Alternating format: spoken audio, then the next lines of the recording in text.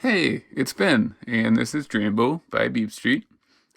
This video is going to be basically focusing on instrument racks and processor racks, and then also just kind of like how to organize your sounds and your racks, some of the tools that you have at your disposal just to make things look cleaner and keep it sort of tidy, I guess. So first thing, what is a rack? A rack is basically it's kind of like a meta module. It's a module that can contain other modules. So essentially, it's a way for you to save groups of modules together into a preset. And I just want to point out that Drambo does have presets that ship with it. It's a modular app, but it comes with sounds that are kind of ready to go. So to get to those sounds, you're going to go to your module selector on a track, under either generator or processor. Processor rack is more for like effects. You're going to click on the presets, and then you're going to have like your preset searcher, whatever, organizer. Under factory, there's going to be two categories: drums and instruments. And you're going to see there's a lot of sounds here already. So these are, I think they sound pretty good, and they're pretty fun and interesting. Not all of them are just like your typical like analog sounds, although some of them are. And then there's also a lot of really cool, interesting, synthesized drum sounds. And one of the best things you can do is start with something that's already made, expand it, and start figuring out how the modules work together. You know, how is this sound created? Start tweaking, maybe rearranging, adding other modules. It's a really good way to learn how to use an app like this that's set up modularly. So that's how you access your presets. You open the module selector, you go to your rack presets, and then you can look at what ships with the factory, or you can download a lot of things from patchstorage.com also. So if you're building on a MIDI to CV track and you haven't put something into a rack yet, I'm going to show you what that looks like first. So if, let's just say I have got like an FM operator and maybe another one, and let's just make it a little bit more interesting. Let's put a super saw into the FM, and we've got a mixer. So we have both of these sounds and some feedback and a little bit of decay, and then some reverb at the end of it.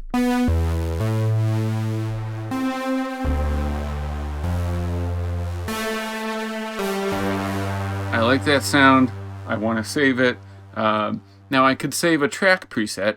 Almost any of the modules, if you tap into the header, you can open up a preset menu and you can save things there. But it probably makes sense to save these either as instruments or as processors. So to do that, you're going to tap and hold the top of the module at the start of your chain. So in this case, it would be my oscillator. And then you can just drag over and select everything that you want, or you can click select all, and it will select everything to the right of that module in a chain. And then you can either cut or copy. I'll just cut and open a blank module or instrument rack, and then we can just paste it. So now, same sound. This would sound good in Poly. But now I can save this by just tapping on the instrument header, going to presets, and save. I'll just call it like saw FM stereo. So that is how you save your presets. I do want to point out I don't make use of this really, but you can have different folders. Currently, there's no way to like move a preset from one folder into another folder, but you can set up different categories if you want, or just like copy things around so you have some sort of organization, or you can just have a long list like I do and try and remember what these sounds are. So with racks, a couple things you want to know with instrument racks. If you tap in on the module header and go back to like the main top level part, there's a couple options that you should be aware of. So MIDI mode, or I guess mode, you have CV, which is control voltage, and MIDI. With CV, you're going to see all of the CV inputs displayed independently. So with this rack, I can still modulate the pitch. I can set a separate gate source and a separate velocity source to the left of this module. In MIDI mode, it's just going to look for MIDI, which is usually going to come from the track. So that pitch, gate, and velocity is not independent. This is a little bit cleaner. It's more clear. It's kind of just like self-contained as an instrument. And then you can set your voices here. However, you don't have access to independent pitch, gate, and velocity inputs. So that's all you need to know about that. Retrigger. This is basically just for mono mode, I think. You're going to hear the envelopes. Any like gate signal is going to re-trigger modules that can be triggered. So if you turn retrigger off, and we're still in mono, I'm just having one voice. So when I'm changing the pitch of the note, it's not re-triggering those envelopes or anything that's being gated. So that's what retrigger is. And from my understanding, it doesn't do much in poly unless maybe you use up your voices. I'm not sure. Now, I don't have an MPE controller. I haven't played around with MPE that much. That's, I think, MIDI polyphonic expression. Don't quote me on that. But if you turn that on, then your patches become MPE compatible. So each, you can have pitch bend on individual notes. Your velocity is going to be, you're just going to have more control if you have one of those MPE controllers. So you don't need to like change anything other than just ticking that box. Now, let's look at some of the ways that you can make this just a little bit more clean. So the first one, I just want to show you. It's an actual module that you can use, or a couple modules. So under miscellaneous and utility, all the way at the bottom under user interface, the section, you don't have to use this, but this is sort of a way for you just to mark different parts of the module. So this is going to be my effects section. And if you tap into the module header, actually any module can be renamed. But with section, it actually makes sense. I could name this oscillator Frank if I wanted to. It doesn't matter. I can name it anything I want. But this can help you just remember what's going on in your patch. And then we can add some more effects after this. Maybe like a chorus.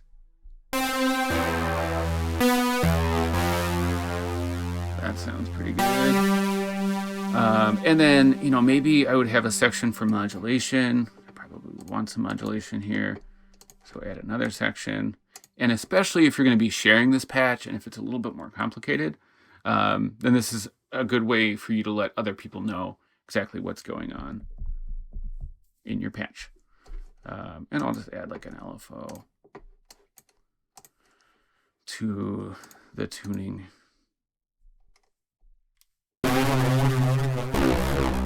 Okay, so now I have some modulation in the patch. Now, one other thing that you can do, if you wanted to like really explain what's going on or give someone some like tips on what parameters sound good when you tweak them, under miscellaneous utility, there's also a text box. And here, you can write whatever you want. Say play with Frank octave, because that's what I named my my super saw. So You can write notes to your friends here. You can do whatever you want with it. But it can be useful if you just want to sort of like recall what is going on in a patch or give some instructions, especially if you're making like tutorials for other people.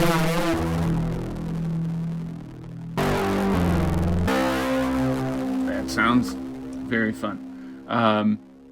So now what we might want to do is compact this. So at the end of the module, the end of the rack, you tap that button. It's sort of, it's still not super compact, but it takes away all of the signal inputs, and it kind of locks everything into place, so we can't move stuff around now. You can't accidentally break any connections. And it looks a little bit more self-contained this way. Now it's still kind of busy because all the parameters are still exposed, and it's still going to show our, our text box and our sections. So if we uncompact it, when you tap into the module header, there's an option on every module to hide in compact view. So if I know I'm not going to be tweaking something, like when I'm performing or as I'm playing with this, I can choose to hide things. I'm not going to mess with the mixer. I might still want my FM operators. I'm not going to mess with this like oscillator, and I'm just going to leave that LFO there. Turn it down a little bit. So now when I go to compact it, it actually is really compact. So I have access to like just the modules that I need.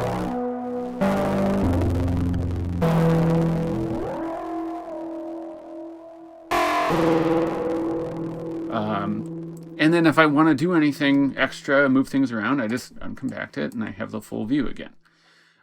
So that gives you a couple ideas on how you can like organize stuff within here. Now there's another like group of modules that you should be aware of. Mixer is one of them. So I'm going to kind of deconstruct this by using the layers. So what I'm going to do is go to the mixer section in modules. And for right now, I'm going to play with the layers and layers mixer. I'll just show you layers mixer. Layers, regular layers, just doesn't have the ability to control the volume of your layers. But what this is going to let you do is basically have like parallel sound sources or processing that isn't taking up all of this space in the chain. So I'm going to basically copy these. I like my FM operator, and I want another one. So you just add as many layers as you want. And then again, it's sort of set up like a rack. So you can add stuff in there. And I'm going to have my, I still need that oscillator. So now I'm just going to get rid of these. Get rid of this one too. I'm still going to leave my Frank oscillator there. I'm just going to change it back to super saw. And if you figure out what something is, it's still listed up at the top. It still says it's an oscillator super saw. And I think you have to hit done to change it. Yeah. So now I'm going to have to reset a couple of these. Now that did change my connections a little bit. So now the FM operators aren't in serial. They're running parallel. That's okay. Longer decay. And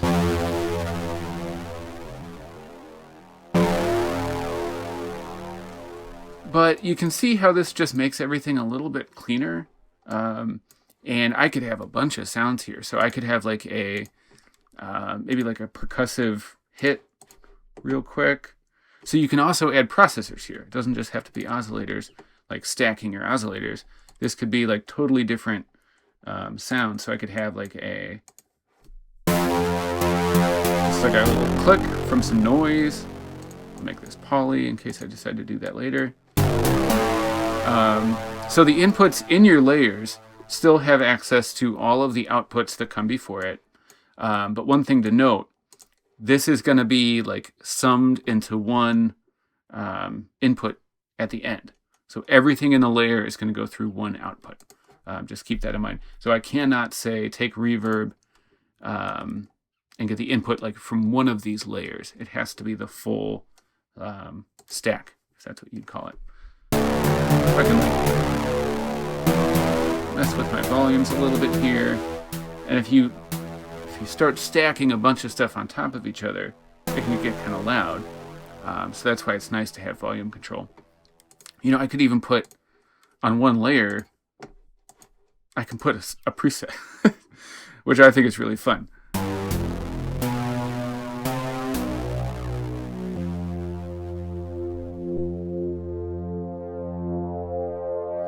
So you can see what you could do with this. I mean, the possibilities are endless.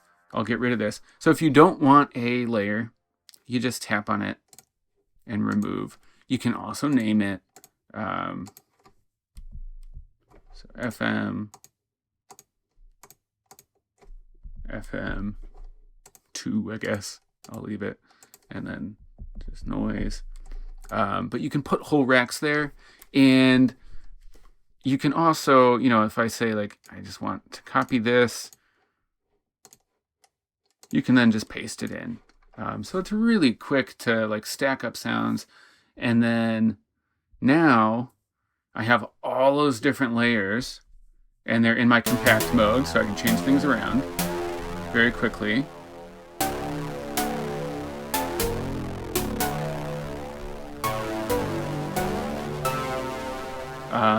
I don't know. I just think that's really fun. And it helps you just sort of like keep things manageable, because your racks can get really long otherwise if you're creating like complicated routings. Okay, so you know, again, if I want to save this, tap on the module header, go to presets. If you just click save, if you already have a preset and you hit save, when you hit return, it's just going to ask to overwrite it. So if you know you want to make the changes, you can do that, or you can rename it. You can have both patches. Now, if you wanted to share this with someone else, you would tap on the header, and then in your preset view, you're going to export, and then tap on the preset that you want to export. So yeah, I want to export this. I'm going to hit save. And then the other thing I wanted to briefly talk about is the patch storage site that's been set up now. So if you don't know, Patch Storage is a really cool website. And basically they have little like sections of that site that are for different platforms like Drambo or probably like MeRack, you know, audio kits, synthesizers on there, lots of other platforms, but you can share presets. So when you go to patchstorage.com, it's going to ask you to choose a platform. And there we see like, you know, lots of stuff in here. Luckily, Drambo is close to the start. And even though this app is only a couple days old, there's already a good amount of projects here. So if you see something that looks interesting, you just tap on it and you can read a little description. Some people are putting like previews of what it sounds like. We can say, thanks, Identor, for uploading this. And you'll hit download. And sometimes they're going to be DR projects, which is like a whole Drambo project. Sometimes they will be modules, which are the presets. Just click download. And then basically it's going to save into your wherever the download destination is. If you needed to, you could go to that location. I've already tried to do this a couple times. But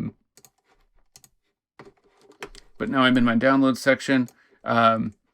If you wanted to move it, you can move it somewhere else. But all you need to do to import it is go into Drambo, go to the rack presets, and then click import. And then from your files view, you just select the module, and it will be available in your presets now. So this is just like a fun, it's a harpsichord sound, and it's using like an oscillator to trigger different samples at audio rate. So really cool sound. I don't know, I like it a lot. So thanks, Identor. But that's how you can take advantage of all of the cool stuff that people are posting and probably will continue to post as more people start using this app. And then I would encourage you, for my own benefit, to, if you make something cool, consider sharing it so other people can enjoy it too. Anyways, that gives you an idea of how you can kind of organize and lay things out in your patches. And layering is a really useful tool for designing sounds, but then it's also going to keep things sort of organized and clean in your patches.